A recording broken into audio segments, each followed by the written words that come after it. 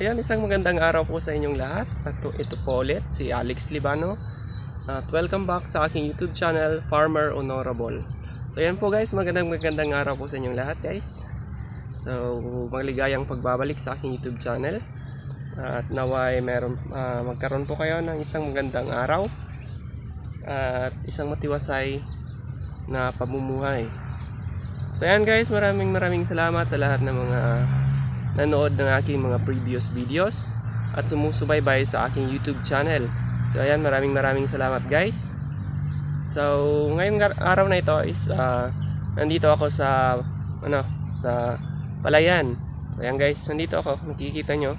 Yan sa likuran ko is yung palayan. So kahapon is nakapagpa-harvest na ako ng palay. Yung sinasaka kong palay is na-harvest na kahapon. So ayan guys, tapos na kahapon. So sad to say, it's hindi naman siguro lugi, pero kakaunti lang. Kasi ito naman ay seed production. At yung palay na ito is medyo mamahalin din. So yung 1 kilo nito is nasa 75 to 85 pesos. So ayan guys. Pero yung palay na yun is hindi naman sa akin. Ako lang yung tatrabaho. So ayan guys, for today's video guys is tapos na yung anihan. So yung gagawin ko naman is magtatapon ako ng munggo. So yung gagawin ko is munggo after rice. So ayan guys, maglalagay ako ng munggo. So ito yung munggo guys. Ito, bumili na ako kahapon ng munggo na isasabog ko dito sa sa palayan. So yung karaniwang ginagawa namin dito guys is yung iba is melon after rice. Yan, nagtatanim sila ng melon. Yan, makikita nyo yan, maraming tao dyan sa likuran banda. Yan, naglalagay yan ng nagkakanal. So nagkakanal sila kasi magtatanim sila ng melon. So ako naman is munggo after rice. So yan yung ginagawa namin kasi yung namin dito, yung palayan namin dito is nagre-rest siya ng 2 buwan mahigit. So magre-rest yung namin, yung palayan. So walang mangyayaring activity. So sayang naman yung sayang naman yung mga panahon na yon. So yung ginagawa namin is ganito na lang. Melon after rice at saka munggo after rice. So ngayon is magsasabog ako ng munggo. So isa rin pa lang guys, isang benefit. Yung pagmumunggo pala guys is may benefit sa ating palayan. So yung munggo kasi is isang leguminous na plant. So ang leguminous plant guys ay maganda rin sa sa palayan natin.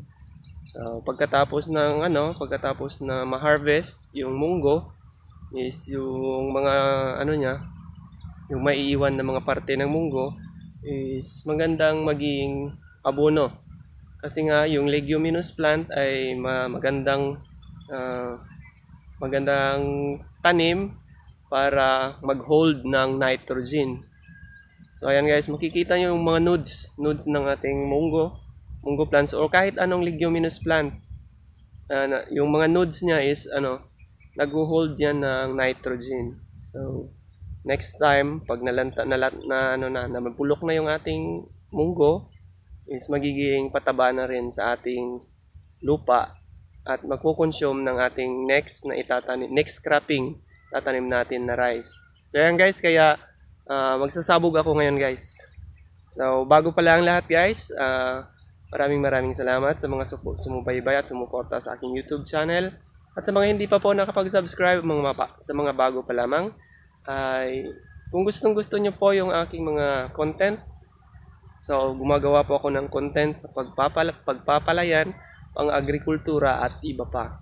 So ayan guys, huwag kalimutan na mag-subscribe at syempre huwag yung kalimutan ang notification bell para maging updated po kayo sa lahat ng aking mga videos. So ayan guys. So ngayon is magsasabog na ako ng ating munggo. So ito na guys, yung munggo na aking isasabog dito sa palayan. So itong munggo na ito guys is binili ko ng 80 pesos per kilo. So ang sabi nila ito ay variety na Wonder. Wonder daw po. So malalaki yung ano niya, malalaki yung buto niya. So nakakaayang tingnan, kaya ito yung binili ko. So, at saka dati rin ito yung mga ginagamit namin na binhi. So maganda naman yung harvest at malaki yung production. So ayan guys. So yung pag-ano pala ng munggo is dati sabi yun nga yung munggo dapat kasi pag sisasabog natin sa palayan. Pero depende na yan sa depende sa sitwasyon ng ating palayan. So yung munggo pala is dapat mga 1 hour is binababad siya sa tubig para yung germination niya, para lumambot yung buto niya, para madali lang siyang makapag-germinate. So pero dito sa ngayon sa sitwasyon ng palayan, kasi umulan kagabi tapos medyo basa pa yung natin yung soil, kaya hindi ko na binabad sa tubig. So direct na yan, diretso nang isasabog. So yan guys, so 2 kilo yan. So sa pagsasabog ng munggo ay kailangan hindi siya masyado yung marami o anong tawag nun, makapal, o sa isang area is marami yung lalagay natin. So dapat katamtaman lamang, sapagkat kapag tumubo yan is pagkadikit-dikit sila, mas malaki yung competition nila. Hindi sila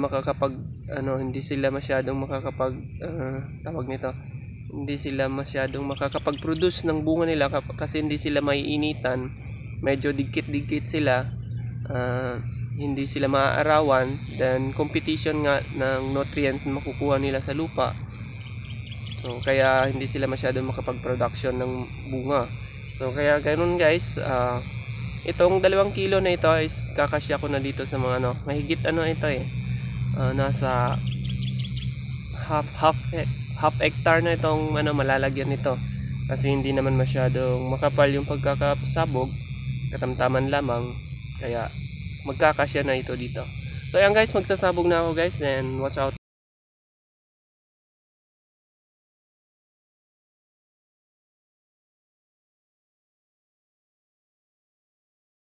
Yung pinag-anuhan ng harvester, medyo mga maraming tawag nito, maraming dayami.